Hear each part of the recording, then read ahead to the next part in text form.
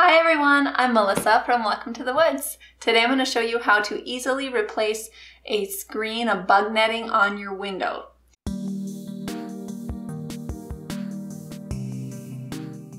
So what you're going to need is the new screen, and you're going to want to look for one that is at least 4 inches wider and 4 inches taller than the screen you're trying to replace, because you need 2 inches of overlap around the whole thing.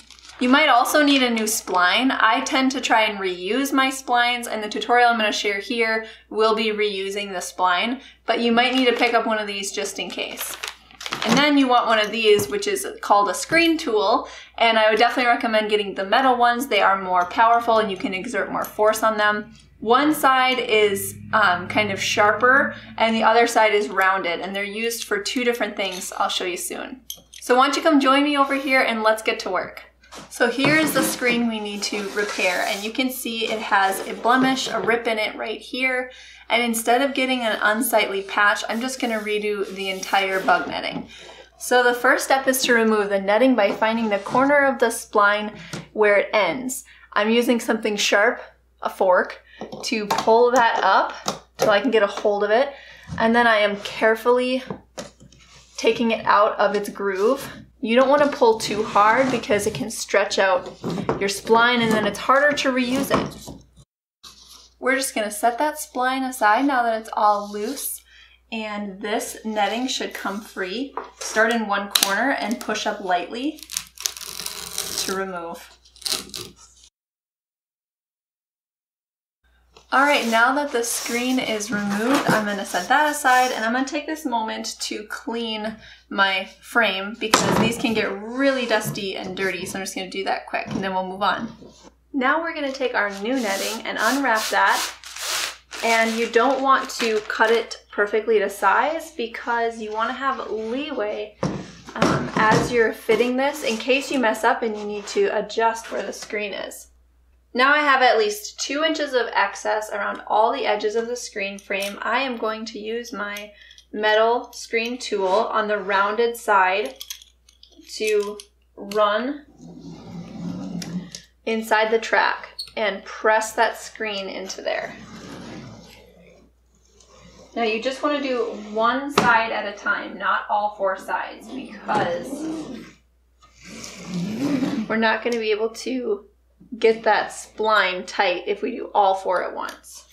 Okay, now I'm bringing back the spline that I took out, and I'm going to start in the corner. When you first get started, you want to flip your tool to the part that has sharp ridges.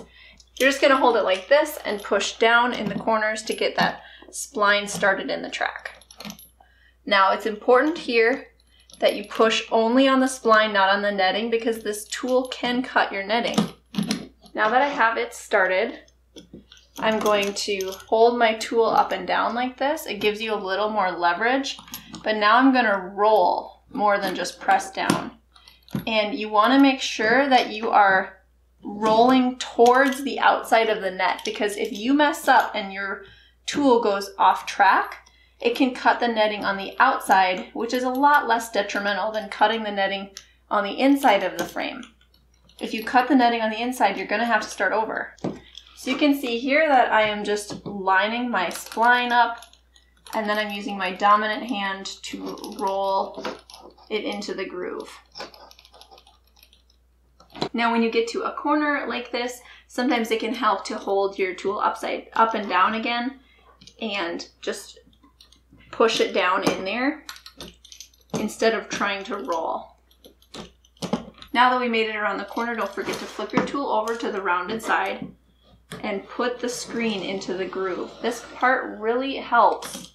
Now that we made it to the opposite side of one that's already done, you're going to want to be tempted to pull your screen tight, but you don't want to do that because the screen needs a little bit of slack so that any impact it'll be able to manage without just tearing right away. So instead, just do what you've been doing and use the rounded side of your tool to put the screen into the groove, and that alone will help pull your screen plenty tight enough. Now here I came across one of the little tabs that allow me to put the screen in the window. And no matter what you do, you're not going to be able to get that spline to sit down all the way against that. So that's okay.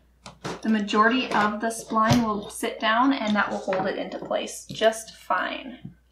Now this job can be kind of tedious, especially if you have to do lots of screens across your whole house, but it is absolutely easy to DIY and costs a lot less to buy the materials than it does to hire out a store to do it for you. So it is definitely something to do yourself. All right, now we made it all the way around and we have extra spline because when we pulled it out, it did stretch out slightly. So I'm just gonna take a scissors and chop that off. And we're gonna push that down into place. Looks awesome. Okay, now the next step is your utility knife. You need a utility knife like this one, and you're going to take your blade at a 45-degree angle and you're going to cut along the spline so that the netting on the outside comes off. Just like that. Okay, there you have it. In just about 10-15 minutes, we easily replaced the bug netting on this screen, and it was so much easier than you could have imagined. You only need a couple tools, and then as long as you have those in your toolbox, you can do this anytime in the future. Let me know below in the comments if this tutorial was helpful for you. I hope that it was. If you would like to see more of my DIYs and helpful home how-tos, don't forget to subscribe to my channel. We'll catch you next time on Welcome to the Woods.